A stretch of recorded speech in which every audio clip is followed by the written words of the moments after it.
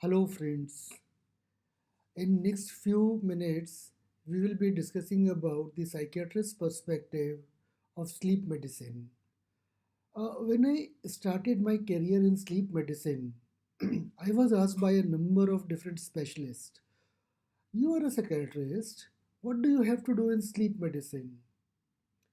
You better be with your own patients. Do you really understand what is sleep apnea? Do you really understand sleep related movement disorder? And I said, yes, I know.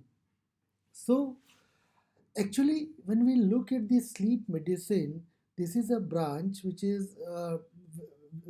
requires the collaboration between different specialists.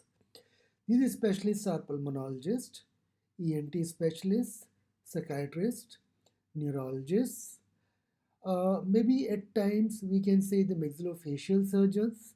So they all have to play their role.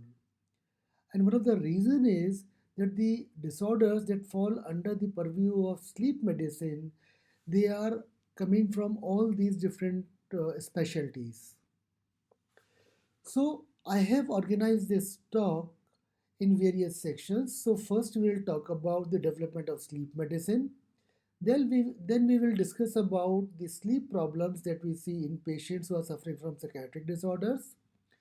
Then we will also examine the evidence whether the patients who are on psychotropic medications, whether they develop any sleep disorder or sleep symptoms. Then we will examine the sleep disorders that actually masquerade psychiatric disorders, and then I'll summarize my talk. So first talk about the development of sleep medicine as a specialty. Of course, we know that the sleep medicine is still in infancy in India, but in the developed countries like US, it is a specialized, developed field and which is getting the people from all the specialties that we have already discussed. So if we look at the history of sleep medicine in USA, in 1975, the Association of Sleep Disorders Centers was formed, and the neurologists, psychiatrists, and the psychologists were the part of this association. And major bulk of the patients were provided by the psychiatrists and the neurologists. In 1984, the board ASDC they started certification of clinical polysomnography. So people who are good in polysomnography, they were examined and they were given the certification to practice clinical polysomnography. In 2005, American Board of Psychiatry and Neurology started certification in sleep medicine. So here you can see, at least if we go by the US data, that psychiatry has always been in the forefront in sleep medicine. If we look at the certification examination for the sleep medicine in USA, you can see here that the neurologist and psychiatrist they actually made a sizable number both in 2007 and 2009. I'm very fortunate to say that this number has increased further thereafter. But when we look at this sleep medicine as a specialty in India, then the first sleep disorder center was established in Safdarjung Hospital in 1990s. Professor J.C. Suri was the key person to start the, the sleep laboratory in that hospital. If I talk about today, we have four different societies which are promoting the education of sleep medicine in India. We have Indian Society for Sleep Research, we have Indian Sleep Disorder Association, we have Southeast Asian Academy of Sleep Medicine, and Indian Association of Surgeons for Sleep Apnea. Now, when I talk about the sleep and psychiatry, we have to actually go to the classification systems because these are the classification systems that we often use to code and diagnose the psychiatric disorders. If we look at the Diagnostic and Statistical Manual 5, which was proposed in 2013, you will find that DSM-5 has made all the sleep-wake disorders, including the sleep apnea, as the part of the psychiatric disorders. However, when we look at the International Classification of Diseases 11th edition, then you would find that they have removed all the sleep disorders from various sections of different specialties, whether it's pulmonology, neurology, and psychiatry. And they have created a separate section on sleep disorders. Now, this is actually a welcoming move because it shows that sleep medicine is a different specialty, and the people from different disciplines, they can come and they can practice sleep medicine. Now let's examine the data regarding the sleep problems and the psychiatric disorders. Well, if you look at the literature which is available regarding the sleep disorders and the psychiatric disorders, you will find that there is a bidirectional association. You will get the data which suggests that insomnia can lead to anxiety, depression, and same way you can find the data which suggests that insomnia is either a symptom of depression or anxiety, or can lead to or these disorders can lead to emergence of insomnia.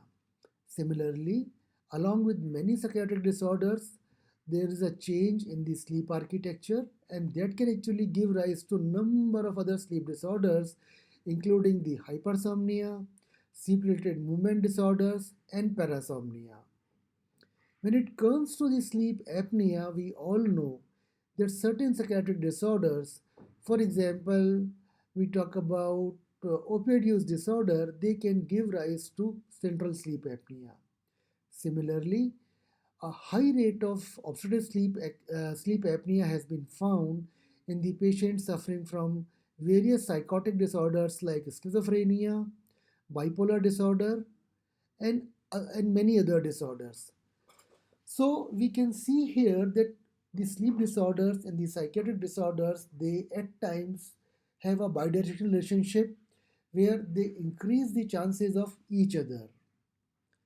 Now, those who are practicing in psychiatry, they all know that when we get the patients with the mood disorders, psychosis, anxiety, ADHD, the patients who are addicted to some kind of substance, or the patients who are suffering from delirium or dementia, all of them, they present with a prominent change in the sleep.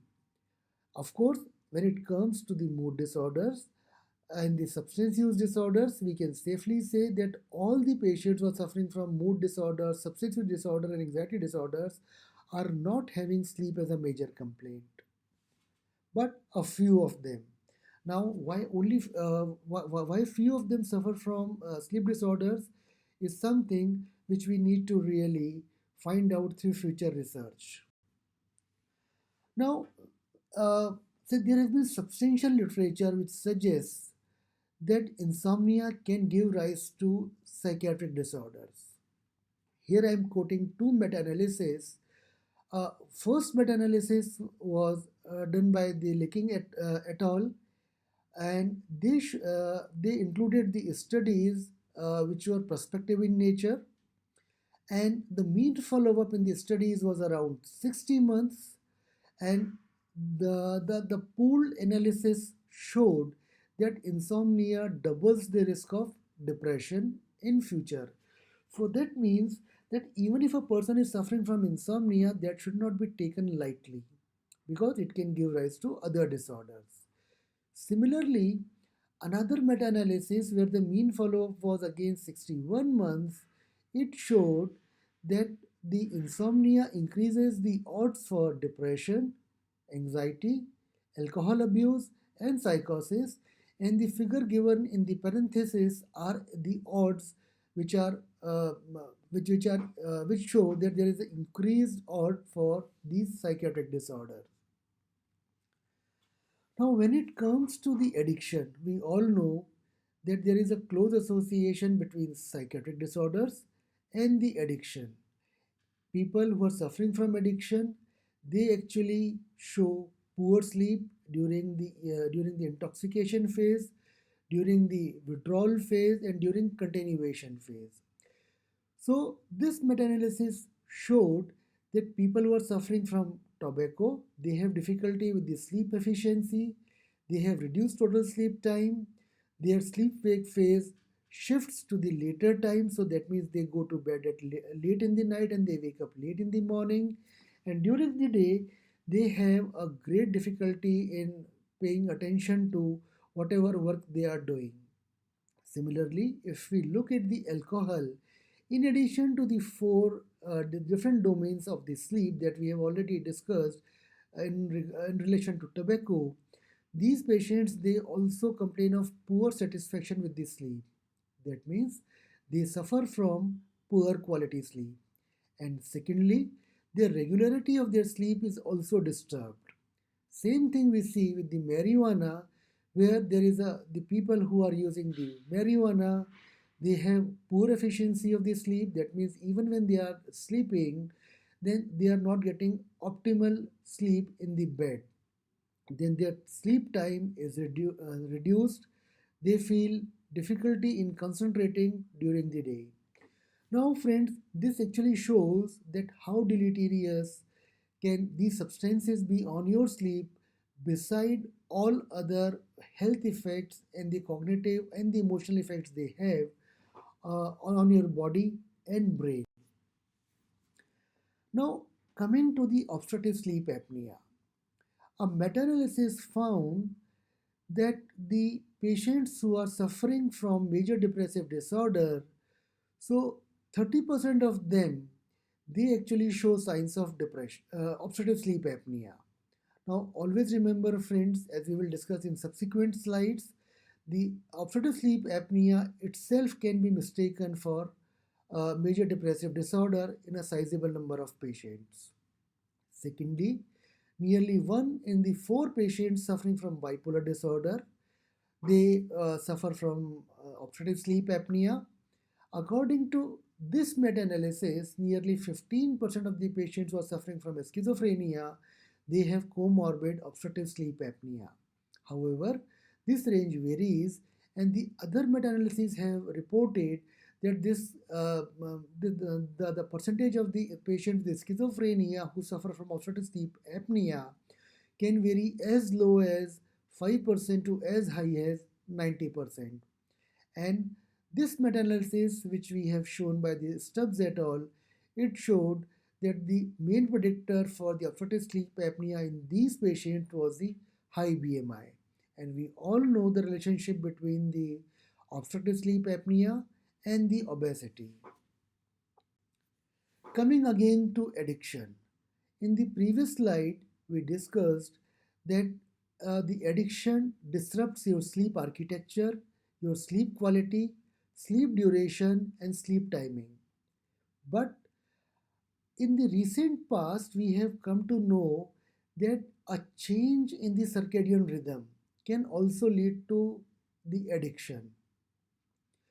And we have seen that people who are suffering from major depressive disorder, bipolar disorder, and schizophrenia, many of them they show a change in the circadian rhythm, and that is the reason, that could be one of the reason that the prevalence of the substance use is quite high among these patients. Similarly, the studies have shown that alcohol use increases in the winters. Whether it is the effect of the reduced daylight, we do not know.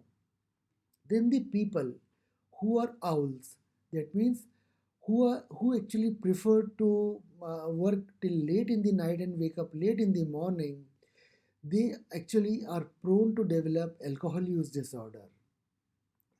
And lastly, the people who are having circadian misalignment, they are also prone to get addicted to the substances. And what do we mean by circadian misalignment? Friends, we are designed by our nature to stay awake and alert during the day and to sleep at night. Now, because of the various factors, the social pressure, the presence of electricity, the presence of various gadgets, and many other reasons, we often go to bed late in the night. And especially in the big cities, the nightlife is a new fashion. And all these changes in the sleep pattern that we are inducing in ourselves, they actually increase the risk of developing substance use disorder. Now, when we talk about the addictive substances, so addictive substances can be categorized into three major categories. One, those are pharmacologically neutral, but of course they are very very few, and we say that they are pharmacologically neutral because we actually do not know what kind of effect they have on our brain as of now. Then certain substances they are stimulant, for example coffee, for example tea, for example nicotine, for example cocaine. All these substances are stimulants, so they increase the alertness and they reduce the sleep. On the other hand, some substances are actually sleep promoting or somnogenic. For example, we talk about alcohol, we talk about sleeping pills, we talk about the opioids and the marijuana. All these substances actually they reduce the functioning of the brain and they give us a sense of relaxation. And use of these substances can lead to hypersomnia in the short term. But it is not only the short term effect. Uh, when we talk about the addiction in the sleep, we have to consider the effect in the long term. We have to consider the effect during when a person is not consuming the substance. And in all those phases, that means the withdrawal and the long term continuation, many of these substances they can induce the number of sleep disorders that we have mentioned in this cartoon. Now, whether we have examined that the insomnia can lead to depression. Other issue is if we treat insomnia, can we prevent depression?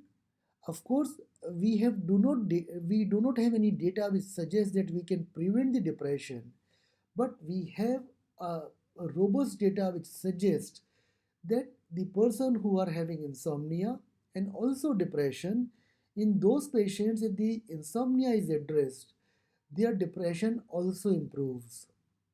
But in this meta-analysis, the studies were included, and many of these studies they had many methodological issues. First of the issue was that the studies they followed up the patient for different time frames. So the follow-up varied between 1 to 6 months. Secondly, the measures used to improve sleep varied. So on one arm, the studies use the CBTI, but in the control arm, the studies they continued the treatment as usual. Many of the studies they included the relaxation therapy. Many of the studies they chose sleep hygiene in the control arm. And we all know about the Hawthorne effect in this regard, and that is the reason that the effect size is small. Third issue is in all the studies the antidepressant was continued. Now, many of us who consider sleep problems and the insomnia as a symptom of depression, they can argue that the improvement in the depression as well as the sleep was because of the effect of the antidepressant. Secondly, the different classes of the antidepressants were used, and we know that certain classes of the antidepressants they actually induce the sleep. So these are the issues that could not be examined in these studies. And then lastly, the patients were given the sleep diary, but many of the patients they did not complete the sleep diary. Rather, they reported a subjective improvement at one time frame. Now, we all know that in absence of sleep diary, it is very difficult to find out the objective evidence in the improvement of the sleep. So, these studies they have all these issues, but despite having all these issues, the studies have shown that treatment of insomnia has positive effect on the depression. And there are two mechanisms which were proposed for this improvement. First, we all know from the functional studies that there is an overlap between the neurobiology of insomnia and the depression. So once you treat one thing, other thing is likely to improve. Secondly, we all know that insomnia is associated with neuroinflammation and the systemic inflammation. We all know about the inflammatory theory of depression. So once we treat the insomnia, inflammation reduces, and that could be the reason that the depression has also improved in these studies. Now coming to the next section, whether the patients who are consuming psychotropic medications, for example, antidepressants, hypnotics, antipsychotics, and mood stabilizer, what happens to their sleep? Now, this article mentioned that the people who are using antidepressants, they are at higher risk of developing the arousal related sleep disorders, what are also known as non-REM parasomnias. So non-REM parasomnias include sleep terrors, sleepwalking, sleep talking, and confusional arousal. One variant of sleepwalking is sleep related eating disorder, and that also increases in the patient who are on antidepressants. Similarly, the patients who are on antidepressant medication, they are at higher risk of developing nightmares and the REM sleep behavior disorder. In nightmares, the patient wakes up from the sleep witnessing a disturbing dream and at times shouts. In REM sleep behavior disorder, the patient they act on their dream. So whatever they are dreaming, their body is starting acting similar to that. Now we all know that most of the antipsychotics, especially the second generation antipsychotics, they actually induce the weight gain. And many of the antipsychotics they also block histamine receptors in the brain. Now, by blocking the histamine receptors, they reduce the alertness and they increase the total sleep time, and the patient they develop hypersomnia. Similarly, the antipsychotic induced weight gain can lead to emergence of obstructive sleep apnea, and this could be one reason for the findings of the increased chances of obstructive sleep apnea among patients who are suffering from psychotic disorders. Secondly, antipsychotics also produce some kind of neural changes and reduces the muscle tone in the upper airway, and that can lead to the increased flaccidity of the upper airway, collapse of the upper airway during sleep, and consequent obstructive sleep apnea. Now, thirdly, we examine the sleep disorders whether they masquerade psychiatric disorders. So we discussed about the insomnia and how can it can lead to the symptoms of depression. Here we talk about one more disorder which is common and is seen in around 2% of the Indian population, and this is restless leg syndrome. Patients with restless leg syndrome, when they are not doing anything, they are just sitting idle, or when they are lying down idle in the bed, they have a strong urge to move their legs. This urge is occasionally associated with some kind of dysesthesias or abnormal sensations in their leg muscles, which is usually calf or the thigh. At times, arms are also involved. Now, these symptoms, at least in the initial part of the illness, are limited only to the evening time. But as the disease progresses, the symptoms they also start during the daytime. The symptoms they become worse when the patients they are at rest, so they are quiescentionic. But as soon as the patients they start stretching their legs, they move their legs, they tie some kind of cloth on their leg, or when they massage their legs, these symptoms are relieved. But as soon as they discontinue these kind of strategies, compensatory strategies, the symptoms they reappear. So this is what the restless leg syndrome is. Now we did a study and we took 99 subjects from the psychiatry OPD, and with the chief complaints of insomnia, generalized body pain, and fatigue.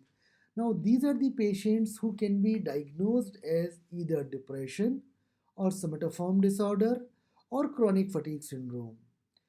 None of them were given the diagnosis of RLS previously, but all of them they actually were suffering from restless leg syndrome. They were given the psychotropics, but they did not improve despite the years of therapy. Now, another study which was published in American Journal of Managed Care, it showed that nearly 70% subjects of the RLS they complain of insomnia. And insomnia in these patients, it presents as either the difficulty in falling asleep or can lead to multiple nocturnal awakenings for no reason except for the leg symptoms. Now, these patients they often have multiple comorbidities, for example, the anxiety, depression, and hypertension. So, in total, the untreated restless leg syndrome or unrecognized restless leg syndrome become a huge economic burden because these patients they are not able to function well during the daytime. Now, why the RLS? It actually leads to the increased awakening. Here you can see a 30-second epoch from a person who is suffering from RLS. If you look at the uh, this part, the leg movement, these patients are having slight leg movements during the night, side twitching, which nobody can observe, but can be traced only using the EMG during polysomnography, and this is associated with an arousal, a micro arousal in the as we see in the EEG. So these patients though do not actually wake up during the sleep, but actually they have micro arousals and they complain of poor quality sleep in the morning. Now, let's talk about a person who comes to the psychiatry OPD. He complains of certain irritable mood. He complains of multiple body pains and fatigue. He complains of poor concentration, memory lapses, and says that the nighttime sleep is non refreshing. Most of the psychiatrists may diagnose this case as depression. But the moment I ask about whether you snore at night, whether your bed partners have witnessed any pauses in your breath, and you can take the history regarding the snorting from the bed partner, or we can take the history regarding drooling of saliva on the pillow at night. If these are present, suddenly the diagnosis changes from depression to obstructive sleep apnea. So, the sleep issues are to be expanded in all the patients who are presenting with depression. And these patients who are suffering from obstructive sleep apnea, here you can see that they present with a reduction in the amplitude of their breathing, or they stop breathing completely for more than 10 seconds, which is usually associated with reduction in the oxygen saturation or what we call as hypoxemia in their blood, and is also associated with microarousals as you can see here as a dense EEG marking. So these patients they all complain of poor quality sleep, non-refreshing sleep at night, and consequently they can complain of depression. So in summary, what I can say that the sleep disorders and the psychiatric disorders they can have either bidirectional relationship and each increasing the chances of the other. Many a times, sleep disorders can masquerade psychiatric disorders, and also the medications which are given for the psychiatric disorders, they can give rise to certain sleep disorders. Thank you very much for your patient listening, and I wish you all a very happy World Sleep Day 2021. Thank you once again.